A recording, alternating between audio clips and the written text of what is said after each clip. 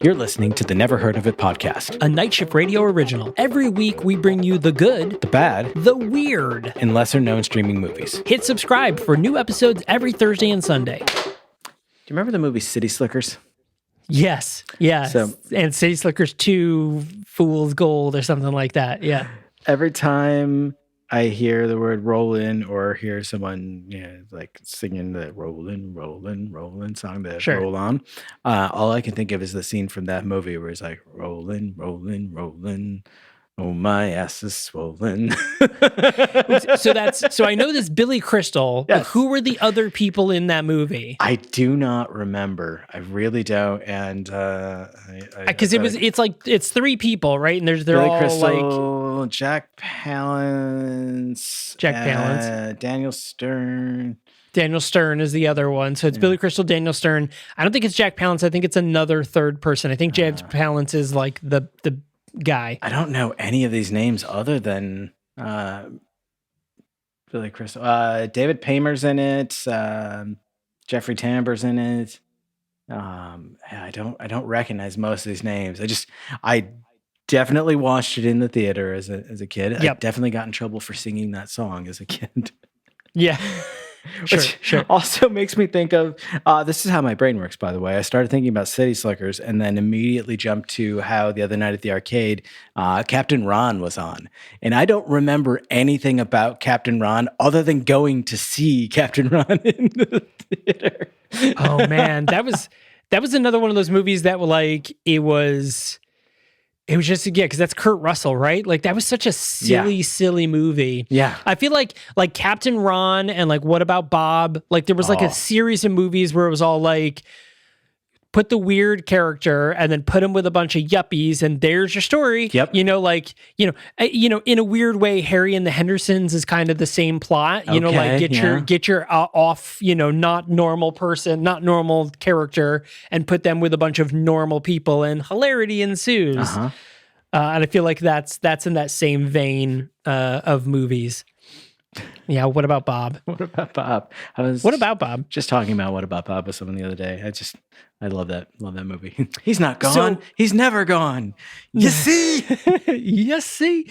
So for those of you who may not be familiar, What About Bob stars Bill Murray, who recently was in Ant-Man and the Wasp, Quantumania. It's true. So here is your warning. We will be talking spoilers about Ant-Man and the Wasp, Quantumania for the rest of this episode. Not the rest of the episode, but for the next part of this episode. So if you haven't watched that movie yet and you want to remain spoiler-free, now's your time to bail.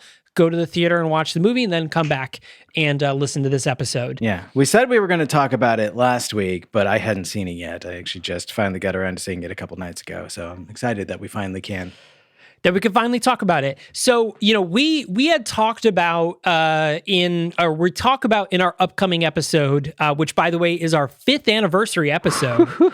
5 years of this shit, y'all. Yeah, it's crazy. So we're talking about a movie called Assignment Terror, which came out in 1970, but it's also known as Dracula vs. Frankenstein.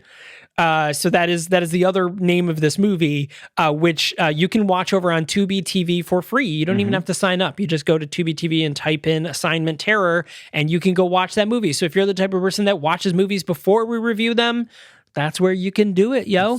And if you're not, if you're like, no, I'm going to wait for you guys to trash the movie first, you're going to wait till Sunday. Hit that subscribe button, and then you'll get notified. Yes.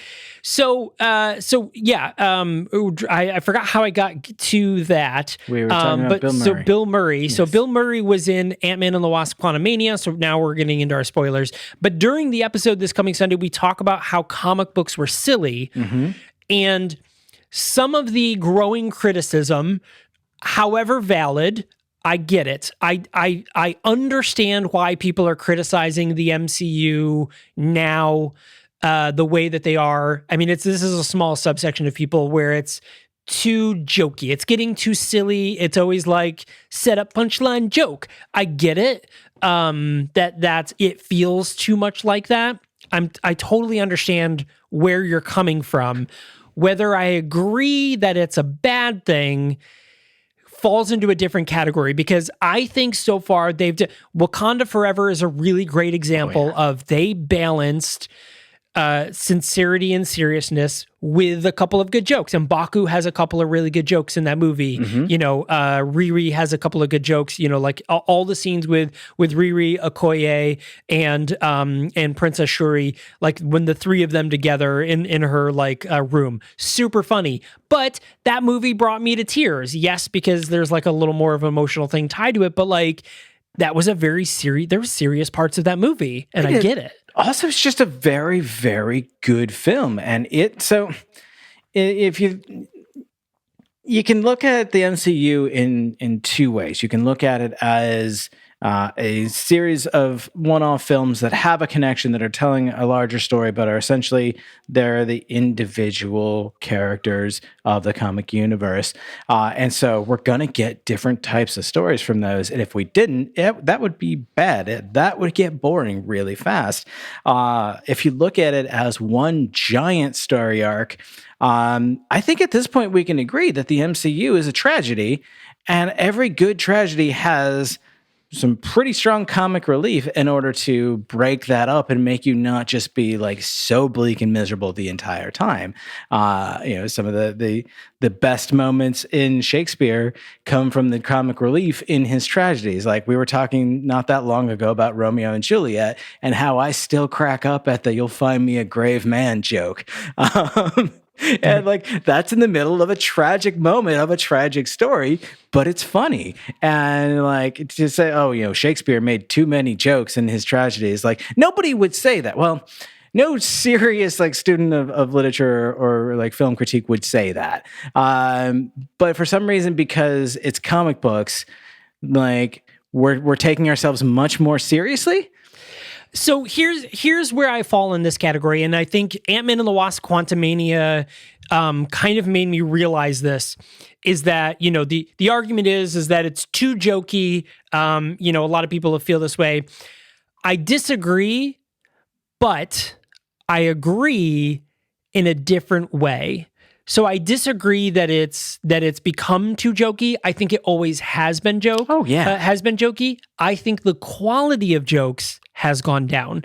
And Ant-Man and the Wasp: Quantumania is a really great example to me, is because a lot of the jokes, to me, this is my personal opinion, how dare you, were cheesy. Yeah. They weren't like good, clever setups. I look back at, I just rewatched Iron Man 3 because that was a movie that I watched a lot. I enjoy a lot of parts of Iron Man 3. It's really just like the beginning of the movie and the end of the movie.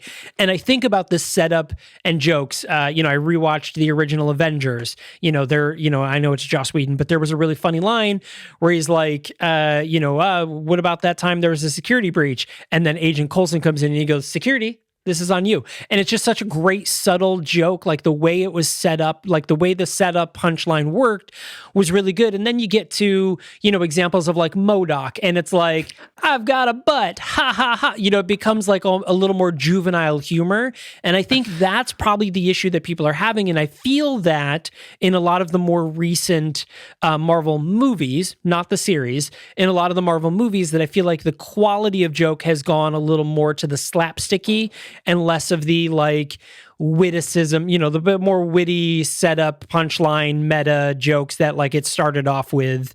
I think, just because I just watched this movie for the, again, but like I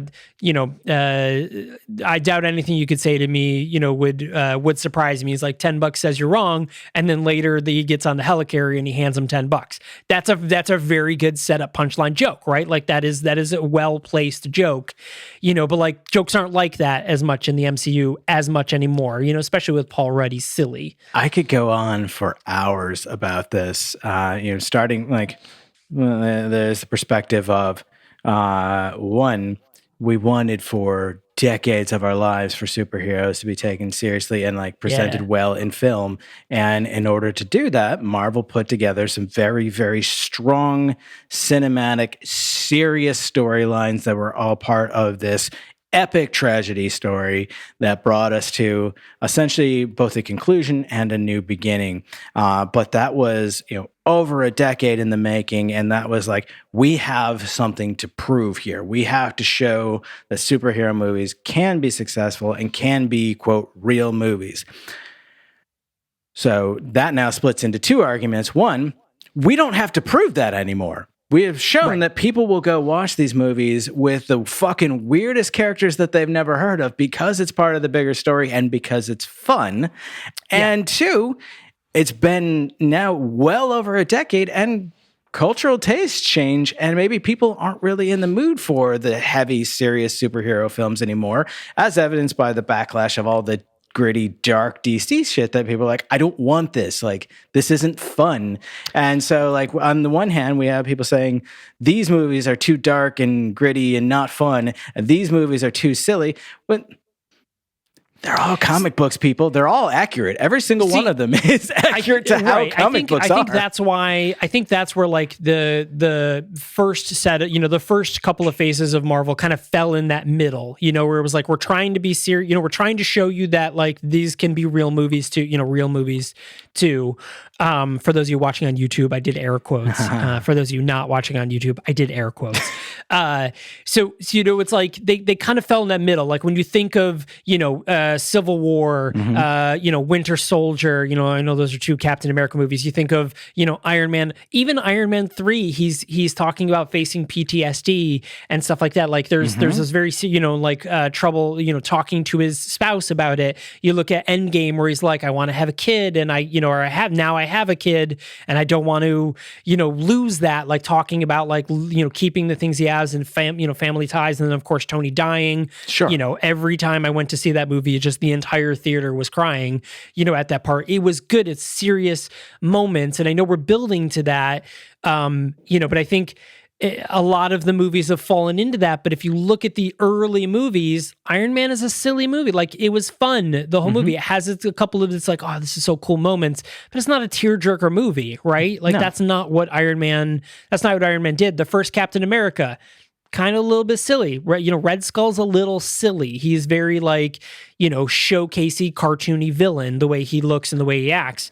We look at, the Hulk movies, I guess don't count because they're not like they weren't in the same plan of these. I guess if we're talking about the MCU world, they count in canon, but they don't count because they're not under like Feige's rule, right? They're not under the rebirth of Marvel in the way that they portrayed the films.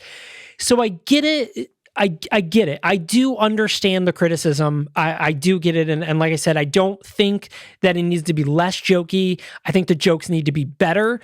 All of that being said, I liked Ant-Man and the Quantumania. I thought it was fun. And this is something that I say very rarely about movies. It should have been longer. I'm just going to say that That's America's Ass is not a more clever joke than anything Paul Rudd says in this movie. And that is one of the most commonly touted like comedic moments in the entire original cycle. What I think really stands out about this film specifically, though, I've heard people, and sorry, Casey, I'm referring to you specifically in this case, talk about like, oh, yeah, we were sold like high stakes on this. First of all, by who? You're listening to bad people because they don't know what they're talking about. But also, like, I don't think of a movie like this as being high stakes. I think of like a big comic book event, a Blackest Night, a Civil War, a like Infinity Saga, one of those massive multi-title events that spans all of the big, like, top tier titles that everybody reads, but also in order to boost sales, dips into the weird side characters that like only like a few like fringe, really like super fans that have been following for decades or just happen to stumble across because it's weird would normally pick up, but like somehow the story affects them too. And so you pick up an issue or two of that title. You're never going to subscribe. You're never going to continue following it. You don't know what's happening. It's weird. It's a little disjointed, but it's fun. It somehow ties into the bigger story and then you move on. That's how I picture a story like Quantumania. Like, yes, it's part of the whole big thing, but also it's Ant-Man. Yeah. So I think I totally understand where Casey's coming from. I don't necessarily think, this is. I mean, yes, it kind of was said like this is the kickoff of the Kang dynasty. Like this is what everybody was saying about it. It's true. I don't think so. I actually disagree with that statement at all. I think this was a prequel to the kickoff to the Kang dynasty because yeah, we get another introduction of Kang, but this felt like to me, it kind of felt like a rehash of that one episode of Loki where we see Kang for the first time, or He Who Remains, but the other Kang. I was like, cool, like we're telling you who Kang is. The post-credit scene felt like the very first time we ever saw Thanos, right? Like he wasn't the main, like Thanos wasn't the driving force of that movie.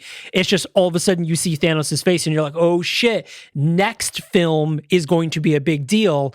That's how I felt about this film, because like, yeah, Kang is in it and we see him do cool shit throughout the movie, but I didn't feel like, oh man, now everything's unleashed. I was just like, cool.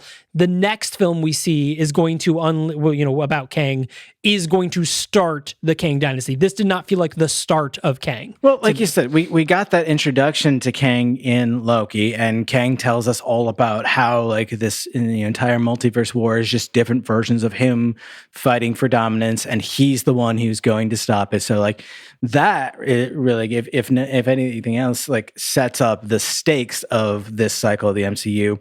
But then we've gone a couple of years now without any follow up on that at all. What felt like it was going to be the follow through on that Multiverse of Madness, as we know, was an absolute shit show that made no sense and didn't connect to that storyline at all. So here we finally we're back to Kang, and here we see presumably that same version of Kang, or a version of Kang who feels very much the same, that he is the one that has to set it all right and to control the other versions of him, and they've exiled him for it. And we get this now introduction, like he goes from being he who waits to being, or he who remains, to being the conqueror. This is where we get the introduction of Kang as a conqueror, as a warrior, as a bad guy, and not just like a lonely weirdo at the end of time. Yeah, so they did come out and say that this Kang in Quantumania is not He Who Remains. They are those are two separate Kangs. Okay. Well, I mean, it makes sense the way they both describe themselves. It makes sense that they could be the same, or they could be two different versions with the same purpose in mind, the same intent. Yeah, so He Who Remains even says in that, like, I'm not the only one to do it, right? He's like, he said, like, I did it, but like, you kill me, other people are going to come and do it even worse, right? And I think that's where he dies, and then Sylvie kills He Who Remains, and then Kang the Conqueror from Ant-Man and the Wasp is the one of the variants that happens. That makes sense. And then spoiler, he dies? ? Kind of like yes, but maybe not. He dies, and then he even says, which again is kind of one of my complaints about Quantumania versus Loki, and this is been an ongoing complaint, is that like I had this argument with S.H.I.E.L.D. where I was like, you created a whole Marvel Universe show, and then it just, after one event, it just is like, we don't exist in the movie world, never mind. And I was like, you spent an entire episode giving Kang a monologue, talking about everything, and then you went and did the monologue all over again in Quantumania, and I'm like, I kind of get it. It's a different Kang, so he's going to say the thing again. I was like, but man, like it felt like we had to rush through that, and it felt like that took up time that we could have spent on building the relationship between Scott and his daughter better, or building up the time that Janet Van Dyne spent. There could have been more to this movie. I feel like that could have made the stakes feel higher, which is maybe what Casey's argument is, that like if you added a little more to that, like a little more of that buildup, maybe we would have felt, because this is the first time we've really seen Cassie as grown-up Cassie, and we only get like 2 minutes of them before they go into the quantum realm, so we don't get time to kind of live in that relationship, where I think an additional 30 minutes of before the Quantumania, or maybe them together in the Quantumania, would have helped make it feel a little more high stakes, because we didn't really get this Cassie and him together. We've got old, young Cassie, but it feels different because she's older and a different person. I just don't think that it needed to be high stakes. And I think that it accomplished anything that it really needed to. Like, could it have built on some of those relationships more? Sure. Did it need to? Not really. Like, it definitely could. It definitely, I agree, it probably should have, but it didn't need to. Could it have omitted the monologue from Kang? Probably, but they're banking on two things. One, in universe, the assumption that these characters don't know who he is, so like Right, they didn't hear you that can't skip monologue. over the explanation of who he is. And two, also the assumption that while the most diehard fans and a subsection of like the next group who are like into it but maybe aren't super hardcore will have watched Loki, but like there's probably a large portion of people who only go and see the films, or who only go and see some of the films, and an implicit understanding here that not everyone has heard Kang's backstory, and if they're introducing a big villain in the cinematic universe, not just the television universe, they've got to tell people who he is. So like none of that bothered me. I fucking laughed my ass off at M.O.D.O.K. Like this, like See, this is our disagreement. I hated M.O.D.O.K. the most. I thought he was the worst character. I don't like. He was like toilet humor for me, and I don't he's like a terrible toilet humor. character. And I didn't like to me. I was just like, oh god, this is so like cheesy. I don't like it. You know, like that part really like M.O.D.O.K. I don't jive with characters like that. He's an objectively terrible character. Yeah, I watched do like a little bit how of they made him be. I liked the idea of like where he came from and stuff. I like that. Like I watched a little bit of the animated series. With It's Patton a little bit Oswalt, right? Yeah. The voicing M.O.D.O.K. Yeah, it was a little bit too weird for me to convince Ellen to watch with me. I want to finish watching it on my own sometimes. Like I don't like the character, but I think it's funny. I think it's weird. I think it's stupid. I loved that it was Darren from the first movie. Like that. Yeah, and I like honestly, the best line in the whole film was Cassie being like, "It's never too late to not be a dick." Never too late to not be a dick. Yeah. I also think Catherine Newton did a really great job as Cassie. Yeah. I'm excited to see more of her. One other thing that bothered me about the movie, like I said, I did enjoy this movie. I had fun in this movie, especially the post-credit scenes, specifically the one with Loki, really jazzed me up. I'm so excited for that. I love the Loki series. That really jazzed me up.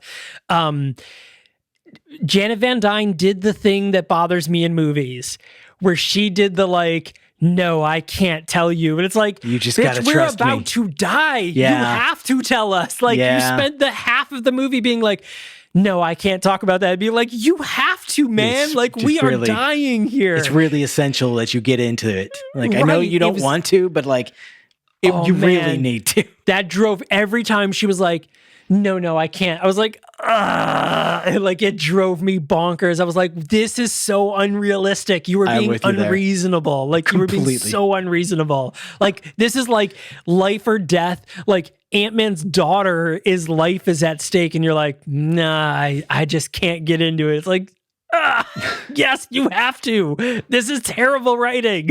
That made me really upset. That was like the driving force. And I feel like they could have that was my thing of like what you could have done with more time. Yeah. Show us them together more. We only really got a couple of minutes of them actually together. Go back and show her and young Bill Murray fucking rebel soldier kicking ass. Yeah. Go back and show, more of her with Kang, like siding with him. So that way when she touches the thing and sees that he's evil, it's more of a heartbreak. It's more of a like, oh no, it's more of a betrayal. Yeah. Because we go back and she's like, I'm going to help you with your ship. And then like 30 seconds later, she discovers he's evil. And you're like, well, yeah, obviously. So you don't feel the connection between them at all. Yep. Like you have no sympathy for the scenario. Give us more time in that. And I would have been like, oh man, because you want those moments, especially with a villain like Kang, where you're like, I kind of feel for him, right? Like you kind of like have to half root him on and then be like, oh, but you're bad.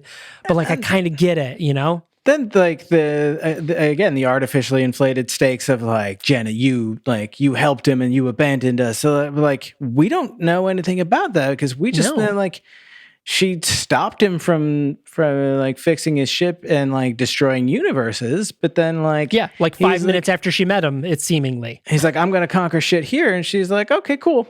And like but then like supposedly like you said, she was a rebel fighter. We don't see any of that. And like they think that she's betrayed them. We don't see any of that. They like some of the rebel fighters end up working for Kang. We don't see any of that. Like Yeah, I agree. Like that is where I think that it could have gone better.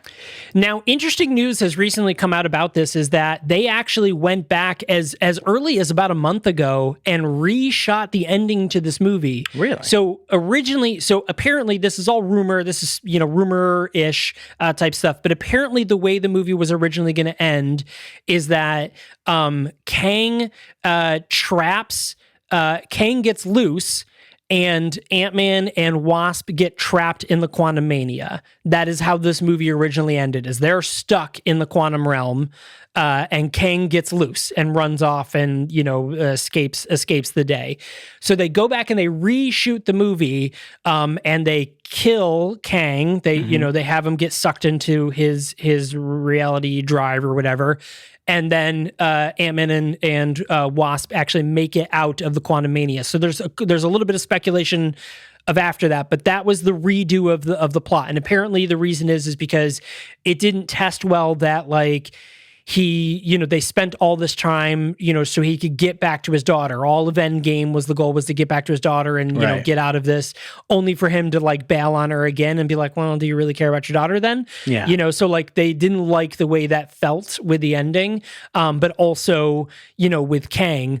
But the other thing is that the question lingering is, did they come back to the MCU universe as we know it? Oh. Because the theory is that they come back to not the world that Ant-Man knew before, that he goes to one of the variant universes. So when they get sucked back, they don't go back to their actual universe instead of 616, which is the general exception of what the MCU as we know it is the 616 universe, that they're really in the 524 universe or whatever, where everything's basically the same, but maybe a few things are different. Interesting. Theory, I don't think that that's true. I think they do go back to 616, but I like where that thought process is going. I do kind of like the idea of them going back and then, it's unfortunate because even if that is the case, we won't know for, 5 years whether that's the thing. Decades unless even. unless Ant-Man pops into another film, we would never know that, right? We would have no way of knowing that. So that'd be very interesting. My next big interesting thing is, do we see Kang at all in the Guardians of the Galaxy Volume 3? My assumption is no. I don't think we do at all. It's just, I don't know how they're going to do that as a connection.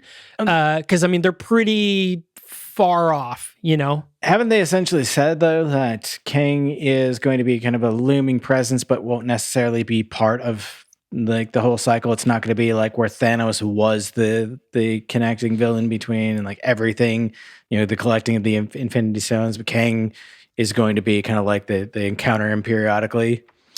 Yeah, Kevin Feige very specifically said this kicks off that Quantumania kicks off the Kang train. Those are his exact words about, this. So I don't know if maybe, because of they shuffled release dates, the Marvels was supposed to have come out before this. Yeah. So I don't know if the Marvels is going to have any reference to Kang at all, because technically it was supposed to happen before Quantumania. Same thing with Guardians Volume 3. We don't know where that lives in the timeline, even though they come out in our time. Guardians 3 may take place before Ant-Man. We just don't know that yet. So that's where it's going to be interesting of we're going to tell these stories and then how do they connect? And if they don't, why don't they connect? Because that's, I think, the other thing that people are talking about with Phase 5 is the Eternals is a really great example of okay, how does this connect to everything else? Okay, it doesn't. So why doesn't it connect to everything else? And that's, I think, something that people are owed an explanation to. I think they do have to have some sort of explanation of yeah, this just happened and it's fine. Obviously we learn later on in She-Hulk that, Eternals does get referenced. Yeah. The giant man in the ocean. So, we know that it did happen and it exists, but I think it can be both. I think Guardians 3 doesn't have to tie into Kang, but I need to know why. Why doesn't it tie into Kang? Is it just because they're on the opposite end of the universe and it doesn't concern them at the moment, just like anything else? It's not the Avengers, or is it just it happened before all this shit happened? Like it happens before the season finale of Loki. So like Kang isn't an issue at the moment, right? Because he's not dead yet, or he who remains isn't dead yet. So that's why it doesn't tie into the larger universe. I think that's the explanation that people need. I also think we're probably likely to start seeing more things that, like, if not fully existing in isolation, are more of a one-off type vibe and less part of like everything connects to everything else and like has to be watched in specific order. I just think they need to clarify it. That's all. I think I'm fine with the one-offs, totally fine with the one-off, but tell me tell me it's a one-off, which I think they Feige recently said like stuff like that's going to happen more often. So, yeah. I'm cool with it. So what did you guys think of Ant-Man and the Wasp Quantumania? Also, I think it's very interesting that it's Ant-Man and the Wasp, that we have to say it's not just Ant-Man Quantumania, it's Ant-Man and the Wasp. Interesting. I think that's very interesting. But yeah, so what did you guys think of the movie? And you know what? Hit subscribe, listen to our brand new episode this coming Sunday. It's going to be super exciting. We're going to talk about Assignment Terror, and we're kicking off a whole month of Dracula films. And we're going to be, for those of you who have listened to episode 1, we're keeping a running tally this month of how many times someone knows the proper way to kill a vampire. Yes. Yeah. So if you listen to episode 1, you know why that is the case. So there it is, everyone. Thanks a lot for joining us. We super appreciate it. Join us this Sunday for the 5th anniversary, and we will see you then. Party.